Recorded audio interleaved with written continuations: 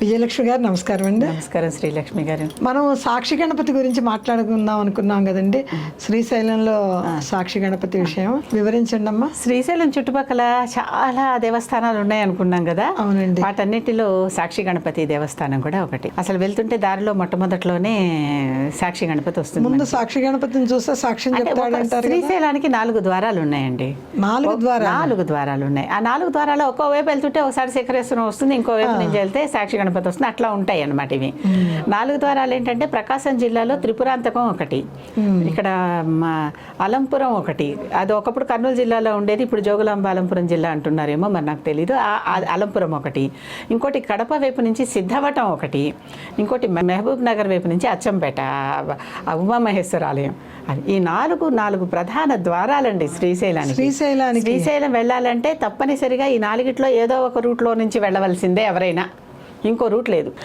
ఆలయం దగ్గర మనం దిగుతామా దిగమా, ఆలయం దర్శించుకుంటామా లేదా వేరే విషయం, ఆ ఊరు నుంచి వెళ్ళాల్సిందే. ఆ ఊరు మీద నుంచి వెళ్ళాలి. అలంపురం, సిద్ధవటం, త్రిపురాంతకం, ఉమామహేశ్వరం, ఈ 4 ప్రాంతాలు శ్రీశైలానికి 4 ద్వారాలు. ఇక్కడి నుంచి అసలు యాత్ర మొదలవుతుందండి. ఎవరు ఎటువైపు నుంచి వస్తారు అనేదానికి, అటువైపు నుంచి వచ్చేవాళ్ళు ఒకవైపు ప్రకాశం వైపు నుంచి వస్తే ఇటువైపు నుంచి వెళ్ళేవాళ్ళు, మహబూబ్ నగర్ వైపు నుంచి వెళ్తే కర్నూలు వైపు నుంచి రాయలసీమ నుంచి వచ్చేవాళ్ళు, అలంపురం వైపు నుంచి వస్తే కడప వైపు నుంచి వచ్చేవాళ్ళు, సిద్ధవటం వైపు నుంచి వస్తే కనుక ఎవరి వైపుకి వాళ్ళకి ద్వారం.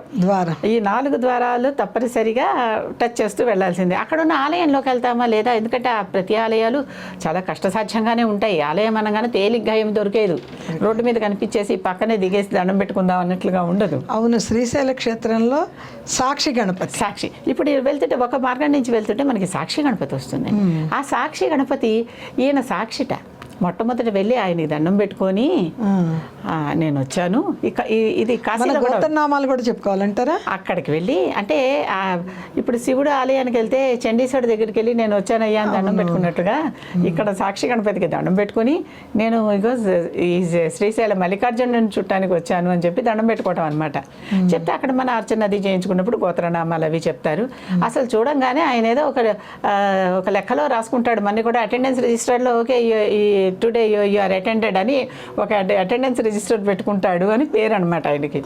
అది ఆ గణపతి దర్శనం అంటే అందుకోసం అనమాట, చాలా ప్రత్యేకంగా. ఎందుకంటే మనం ఊరికే క్లాస్కి వెళ్ళి వచ్చేసామని కాకుండా అటెండెన్స్ కూడా ముఖ్యమే కదా, డాక్యుమెంట్ అవ్వాలి. కనుక తప్పనిసరిగా పరలోకానికి వెళ్ళేటప్పుడు ఇంకా ముఖ్యం ఈ మన దగ్గర ఈ రికార్డులు ఉండాలి.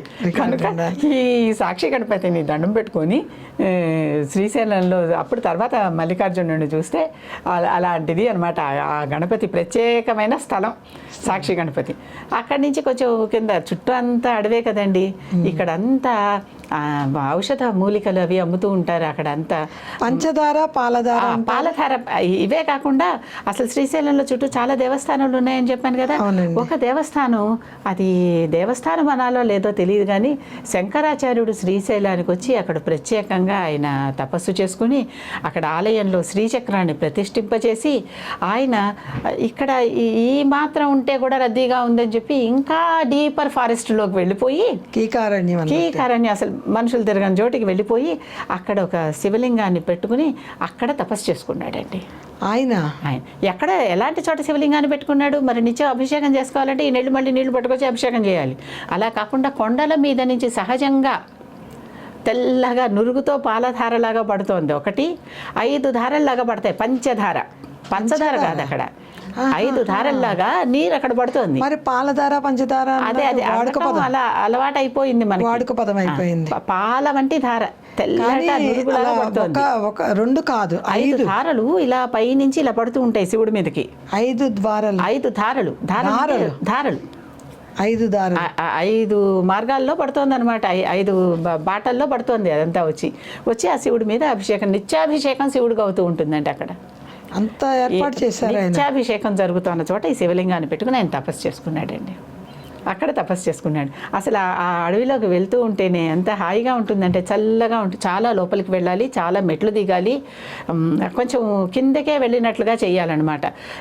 శ్రీశైలంలో కొంచెం ఈ విధంగా కష్టమైనవి ఏంటంటే అన్ని కష్టమైనవే. ఇష్టకామేశ్వరి కష్టమైనదే, పాతాళగంగ చెప్పుకుందాం. ఇప్పుడు పాతాళగంగకి వెళ్ళాలన్నా కోనలు, అరణ్యాలు, అలాంటి చోట కూర్చుని శంకరాచార్యుడు తపస్సు చేసుకున్న శివలింగం ఉన్నదండి. ఆయన పాదపుత్రుడు శివలింగం ఉందండి అక్కడ.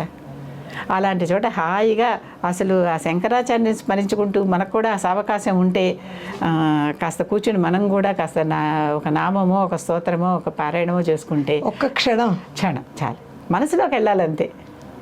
అది పాలధార పంచధార 5 ధారలుగా పై నుంచి పాల వలె నురుగులాగా నీళ్ళ కింద పడుతున్నాయి శివుడి మీదకి.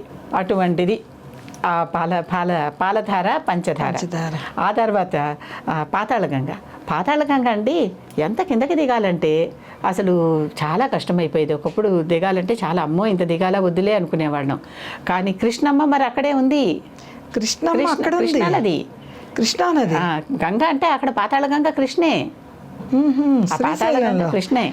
శ్రీశైలం కృష్ణ అని చెప్పుకున్నాం కదా, కృష్ణానది కృష్ణా గోదావరి మధ్యప్రదేశ్ చెప్పుకున్నాం కదా, ఆ కృష్ణ అన్నమాట. ఇప్పుడు ఏం చేశారు, కొత్తగా ఒక రోప్వే వేశారు. ఆ రోప్వే ద్వారా చాలా 300 దూరం రోప్వేతో కవర్ చేసిన ఇంకా కూడా కిందకి వెళ్ళాల్సిందే. ఇంకా కిందకి వెళ్ళాలి. నది దాకా రోప్వే వేయలేదు అంటే అవలేదు. ఆ తర్వాత మిగిలిన దారి మళ్ళీ దిగి మెట్లుంటాయి దిగి నడుచుకుని అక్కడ దాంట్లో చక్కగా మనకి పడవలు ఉంటాయి, బుట్టి అంటారే ఆ బుట్టీలు ఉంటాయి. ఏవి కావాలంటే అవి ఎక్కి అక్కడ కాస్త నదీ విహారం కూడా చేయొచ్చు. నదిలో ఏమన్నా మనం పూజ చేసుకుని ఏమన్నా నదిలో వదిలేవి పూలు పళ్ళు పసుపు కుంకుమ వదులుతూ ఉంటాం కదా, అవన్నీ కూడా చేయొచ్చు. అంటే ప్లాస్టిక్ లాంటివి వదిలేండి. మిగిలిన రాగి నాణాలు రాగి నాణాలు నీరు శుభ్రపడతాయి కదా. రాగి నీళ్లు, రాగి బిందెలో నీళ్లు, రాగి గ్లాసులో నీళ్లు తాగట్లా. ఆ రాగి నాణ్యం దాంట్లో వేస్తే ఆ నీరు శుద్ధి అవుతుంది. అందువల్ల పూర్వీకులు అలా ఆచారం పెట్టారు. అది నదుల్లో ఇప్పుడేమో స్టీల్ నాణ్యాలు అన్ని కూడా వేస్తున్నారు. దాన్ని పట్టుకుని వచ్చి నాణ్యం అన్నారని తెలుసు. అంతేగాని రాగి వెండి నాణాలు వేస్తే రాగి గ్లాసులో నీళ్లు వెండి గ్లాసులో నీళ్లు తాగుతుంటే శుద్ధం అనుకోవట్లా, అట్లాగనమాట. అక్కడ పాతాళగంగ ఉంది. పాతాళగంగ ఒక్కటే కాకుండా కృష్ణం ఒక్కటే కాకుండా అక్కడ పడవలు వేసుకుని అక్క మహాదేవి గుహలు అని ఉన్నాయి. అక్క మహాదేవి ఆ భక్తురాలి పేరు. ఒక భక్తురాలు అక్కడే ఉండిపోయి రోజు మరి ఎలా వచ్చేదో ఇంత ఎక్కి శ్రీశైలం గుళ్ళోకి వచ్చి మల్లికార్జున స్వామిని పూజించుకునేది, మళ్ళీ వెళ్ళిపోయి ఆ గుహలో తపస్సు చేసుకునేది. అక్క మహాదేవి ఆవిడ పేరు.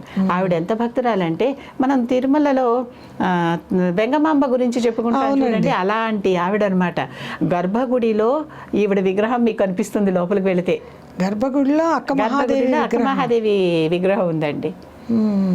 అంత భక్తురాలు ఆవిడ అక్కడే ముక్తి పొందిందంటారు. ఆవిడ పేరు మీదుగా అక్కడ గుహలు, ఆవిడ తపస్సు చేసుకున్న గుహలు ఉన్నాయి. ఆ గుహల్లోకి ఇప్పటికీ ప్రయాణికులందరూ అంటే యాత్రికులందరూ వెళ్తూ ఉంటారు, చూసి వస్తూ ఉంటారు. అక్కడ కూడా ఏదో ఒక విగ్రహం శివలింగం పెట్టి పూజలు అవి జరుగుతూ ఉంటాయి. ఆవిడ పూజించుకున్నప్పటికీ అదొకటి పర్యటనీయ స్థలం అనమాట. ఈసారి చూడాలండి. కాకపోతే బోట్లోనే వెళ్ళాలి. మధ్యలో పూర్తిగా సముద్రం నది మధ్యలో ఉంది. నది మధ్యలో కాదు, గర్భగుడిలో అక్క మహాదేవిని మీరు ఎవరిని అడిగినా చూపిస్తారు. ఉంటుంది గర్భగుడిలో ఆవిడ విగ్రహం ఉంది. విగ్రహం అంటే దాని మీద కవచం వేసేసారులేండి. ఇప్పుడు బంగారు కవచం లాగా వేశారు. లోపలంతా స్వర్ణమయం చేశారు కదా, లేకపోతే రాయే దాని వెనకాల అది ఉంది. ఆ గుహ చూడాలంటే మాత్రం నదిలో పడవలు ఉన్నాయి. వాళ్ళు డబ్బులు తీసుకుంటారు, ఎంతో ఇంత ఛార్జ్ అంటారు. అక్కడికి వెళ్తాం, మళ్ళీ అక్కడి నుంచి మళ్ళీ తిరిగి వచ్చేసేటప్పుడు మన పిలుస్తారు, అందరూ వచ్చేసారా అంటారు. ఎందుకంటే అక్కడ మళ్ళీ ఇంకో దారి లేదు, ఉండకూడదు కదా. మళ్ళీ అందరిని ఎక్కించుకుని పడవ వాళ్ళు తీసుకొచ్చి దింపేసిపోతారు. చుట్టాలు ఉంటాయి, చాలా చుట్టాలు ఉంటాయి. మళ్ళీ ఎక్కేసి పైకి పాతాళగంగ నుంచి పైకి వెళ్ళిపోవటమే శ్రీశైలం దాకా. ఇది ఒక ప్రత్యేకమైన స్థలం. అంటే గర్భగుడిలోనే ఆవిడకి స్థానం ఇచ్చినటువంటి గొప్ప భక్తురాలు తపస్సు చేసుకున్న గుహలవి అక్క మహాదేవి గుహలు. ఇది ఇంకొక భక్తురాలు ఉందండి, మల్లమ్మ. దీన్ని ఏదో సినిమాగా కూడా తీశారు, మల్లమ్మ కథ అని సినిమా తీశారు. శారద అనుకుంటాను మల్లమ్మగా వేసింది దాంట్లో. అవునండి. ఇక్కడ మల్లమ్మ కన్నీరు అని ఒక ప్రాంతం ఉంది. ఆ మల్లమ్మ ఉన్న ప్రాంతం అన్నమాట అది. ఆ మల్లమ్మని అత్త ఆడపడుచులు కష్టం పెట్టడం, ఇవన్నీ ఆవిడ చాలా బాధపడటం. పాపం తల్లే అంటే తల్లిపోయింది పుడుతూనే. చివరికి పార్వతీదేవే తల్లిగా ఈ అమ్మాయిని పెంచిందని ఇవన్నీ ఉన్నాయి. ఆ మల్లమ్మ ఆవిడ అంటే అమ్మవారి భక్తురాలు అనమాట. ఆవిడే నా తల్లి, ఈయనే నా తండ్రి అని నమ్మి, మరి వాళ్ళు జగత్పితరులు అనుకున్నాం కదండి. జగతః పితరవు వందే పార్వతీ పరమేశ్వరవు అని దండం పెట్టుకుంటున్నాం కదా. ఆ జగత్పితరుల చేత వాళ్ళ చేత పాలించబడిన అమ్మాయికి కూడా ఎన్ని కష్టాలు వచ్చాయో అత్తారింట్లో. అవన్నీ వచ్చి తర్వాత ఆవిడ ఈ వీళ్ళ భక్తి ద్వారా ముక్తి పొందింది అని ఈవిడది కూడా మనకి గుళ్ళో కనిపిస్తుంది. ఇవి కూడా గుళ్ళోనే ఉంది. ఉన్నారంటారా? మళ్ళీ అక్కడ మల్లమ్మ కన్నీరు అనే ఆ ప్రాంతంలో ఈవిడది ప్రత్యేకంగా మళ్ళీ ఈ మధ్యన మరి బహుశా యాత్రికుల కోసం చేశారో ఏమో ఆవిడ ఇంటిని కాస్త రెనోవేట్ చేసి అంటే ఆ అడవిలో ఇల్లు కూడా ఉంది. అక్కడ ఉండేవాళ్ళు అక్కడ ఉంటారు కదా, అక్కడ ఉండేవాళ్ళు అక్కడ ఉంటారు. చెంచులు లేరు, మరి ఇష్టకామేశ్వరికి పూజలు ఎట్లా జరుగుతున్నాయి నిత్యం? చెంచులు ఉన్నారు కదా, అక్కడ ఉండేవాళ్ళు అక్కడ ఉంటారు. ప్రాంతం బట్టి నివాసాలు ఎక్కడైతే నీరు ఉంటుందో అక్కడ నాగరికత ఉంటుందండి. అక్కడ కొన్ని నివాసాలు ఏర్పరచుకుంటారు. కృష్ణ ఒడ్డున ఉంది ఇదంతాను. జంతువులు ఉన్నాయి మనలాగా, అవి కూడాను అవి నీటిని బట్టే ఉంటాయి. నీరు లేని చోట జంతువులు కూడా ఉండలేవు. మనల్ని చూసి అవి భయపడతాయి, వాటిని చూసి మనం ఒకళ్ళ దారికి అంటే అలవాటుగా ఉన్నటువంటి వాళ్ళు ఒకళ్ళకొకళ్ళు హాని చేయరనుకుంటే జంతువులు చాలా నయం. ఆకలేస్తేనే మీద పడతాయి, లేకపోతే మీద పడవు. మనుషులు అలా కాదు, తెలుస్తూనే ఉంది. అది ఆకలేసినా ఏకపోయినా వాళ్ళకి వేరే ఆకళ్ళు ఉంటాయి. ఏ ఆకలి ఉన్నా కూడా యువతల వాళ్ళకి ప్రమాదమే. కరెక్ట్ కదా. కనుక జంతువులే ఒక్కొక్కసారి ఒక రూల్ పాటిస్తాయేమో. ఇన్ని పర్యాటక ప్రదేశాలు ఉన్నటువంటి ప్రాంతం శ్రీశైలం, దాని చుట్టుపక్కల అసలు ఒకటి కాదు. శ్రీశైలానికి వెళ్తూ ఉంటే చూస్తున్న కొద్దీ మన ఊరికే మెయిన్ గుళ్ళోకి వెళ్ళేసి చూసేసి ఇక్కడ మల్లికార్జునుడు అక్కడ భ్రమరాంబ అనుకుని వచ్చేస్తున్నాం. శ్రీశైలానికి ఇంకొక ప్రత్యేకత ఉంది. ఒకే ఒక చోట అష్టాదశ శక్తిపీఠాల్లోని శక్తి క్షేత్రం భ్రమరాంబ, జ్యోతిర్లింగాలలోని జ్యోతిర్లింగం మల్లికార్జునుడు రెండు ఉన్న ప్రదేశం. ఇలాంటివి ఇంకో రెండు ఉన్నాయి. ఇంకోటి కాశీ, ఇంకోటి ఉజ్జయిని. అలా ఈ మూడు ప్రాంతాల్లోనే శక్తిపీఠము ఉంది, జ్యోతిర్లింగం ఉంది. అలాంటి ప్రశస్తమైన ప్రాంతం శ్రీశైలం. ఆ శ్రీశైలం పేరు తలుచుకున్నా కూడా వచ్చేటటువంటి శిఖరం చూస్తేనే పునర్జన్మ లేదనుకున్నాం కదా. తలుచుకున్నా దర్శనం చేసుకున్నా అంతకంటే మించింది లేదు. చక్కగా స్వామిని అర్చించుకుని మరి ఆ మల్లికార్జునుడిని ఎలా ఎప్పుడు వర్ణిస్తారు? తర్వాత వచ్చే వారం చెప్పుకుందాం దాని గురించి. మల్లికార్జునుడిని భ్రమరాంబని చక్కగా చెప్పుకుందాం. ఇద్దరి గురించి చెప్పుకుందాం. మన అమ్మా నాన్న కదా, ఇద్దరి గురించి ఒకసారి చెప్పుకుందాం.